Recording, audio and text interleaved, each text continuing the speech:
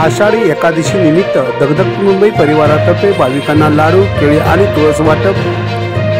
धारावी येथील काळा किल्ला परिसरात प्राचीन श्री विठ्ठल रुक्मिणी मंदिर, खामदेव नगरमधील श्री विठ्ठल रुक्मिणी मंदिर येथे दगदग मुंबई परिवारातर्फे भाविकांना लाडू, केळी, तुळस वाटप करण्यात आले। त्याचबरोबर पंढरपूरकडे दर्शनाला गेलेल्या हजारो भाविकांना उपवासाचे लाडू देण्यात आले।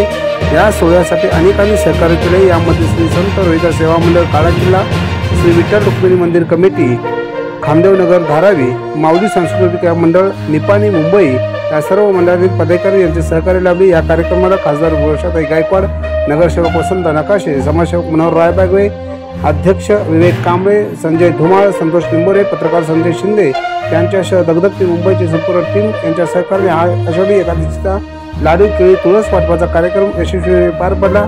यावेळी दगदग मुंबईचे पत्रकार महेश कवळे यांनी पत्रकारितेचा विपुल पूर्ण करून यश संपादन केल्याबद्दल त्यांची बढती म्हणून उपसंपादकपदी नियुक्ती करण्यात आली। याबद्दल त्यांचा गृह विभागाचे अवर सचिव नारायण माने यांच्या हस्ते परिवारातर्फे सन्मान करण्यात आला।